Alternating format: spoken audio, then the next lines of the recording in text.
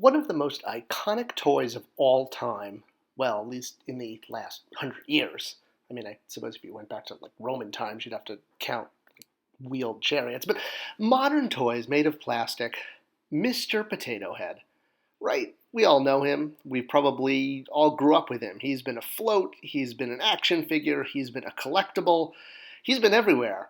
He's even had multiple appearances in media, having a TV show and having a very large role in the Toy Story Pixar Disney franchise, starring in both the first film and by the second film, he was paired up with his soulmate for life, Mrs. Potato Head, and the two of them became quite the couple on the screen. Well, Mr. Potato Head obviously has not been without his fair share of controversies.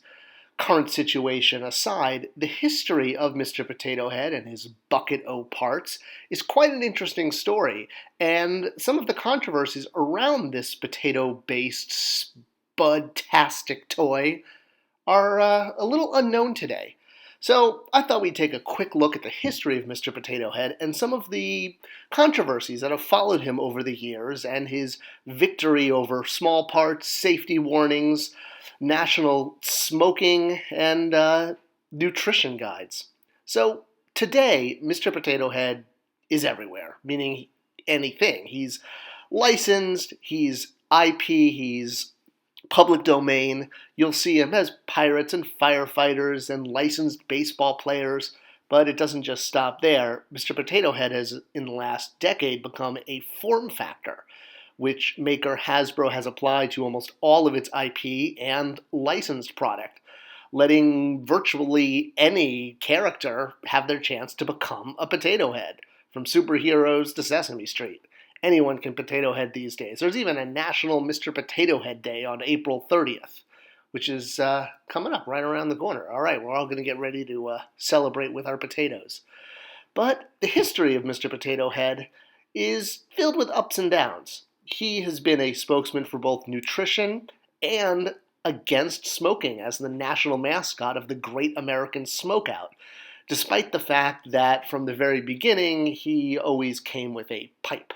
So, nothing like a pipe-smoking potato to be the icon for a national cancer awareness and smokeout campaign.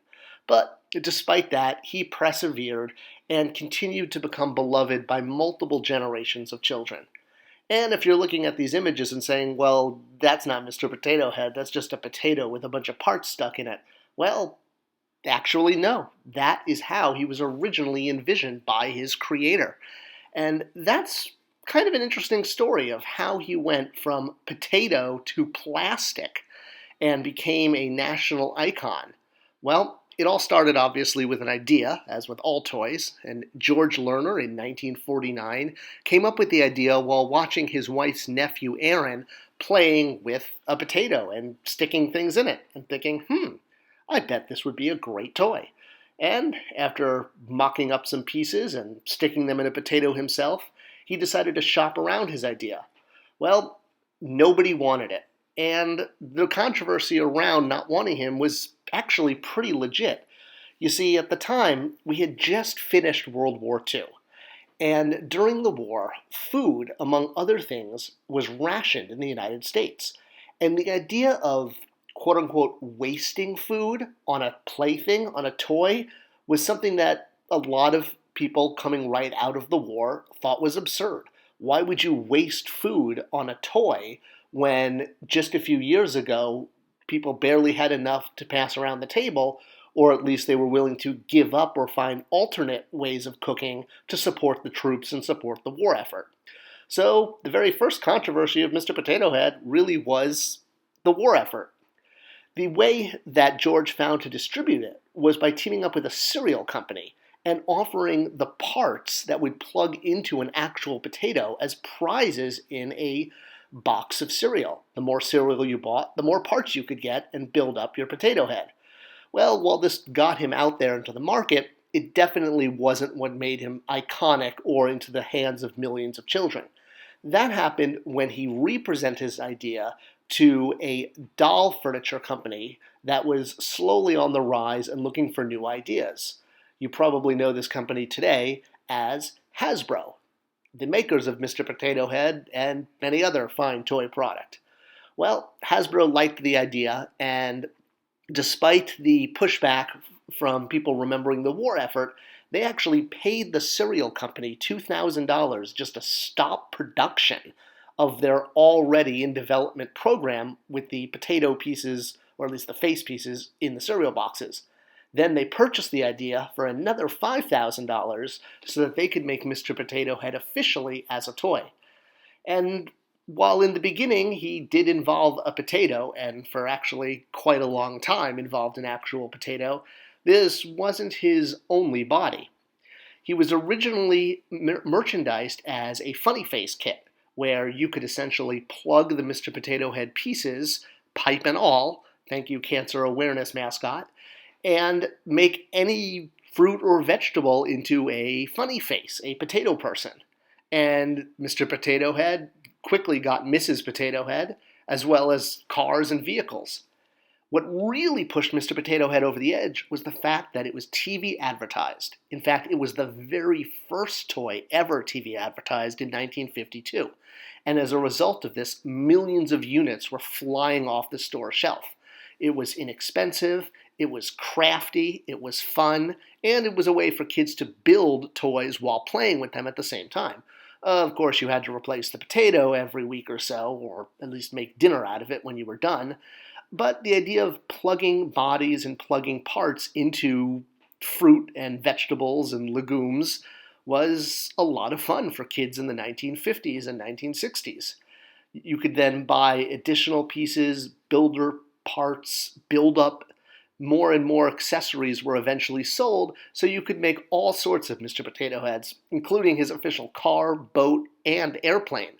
So he could go on adventures, he could save the day, he could basically become an avatar for your imagination.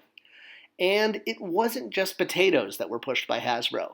There were actually official characters created from a variety of food, most of which have faded away today.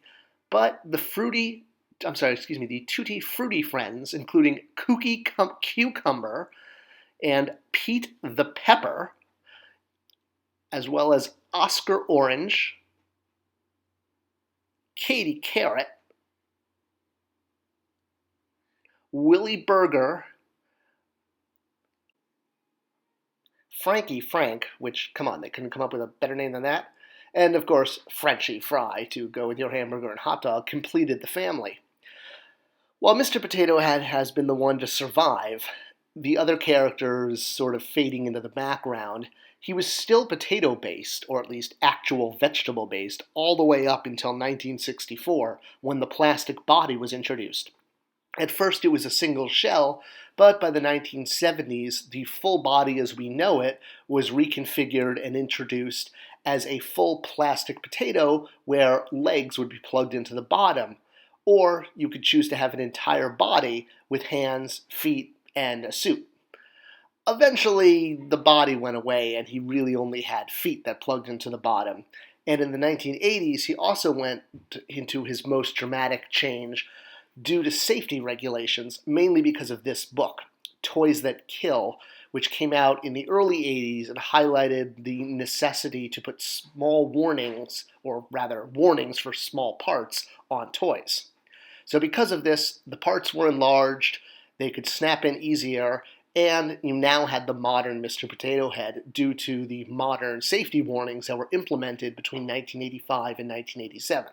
Much like it changed Fisher-Price's Little People, Mr. Potato Head underwent a change directly because of safety regulations, and the modern Mr. Potato Head was finally born. So he's been through a lot over the years.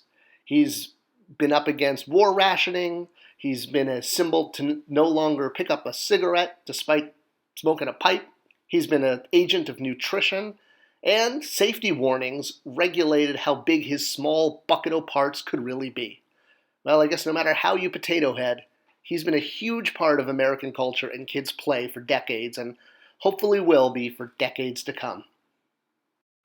I hope this video answered all your potato-related questions. I tried not to make too many spud jokes and puns. Please give it a share, a like, a subscription. It tells YouTube to share it with more people. Thanks for watching, and I'll see you guys in the next video.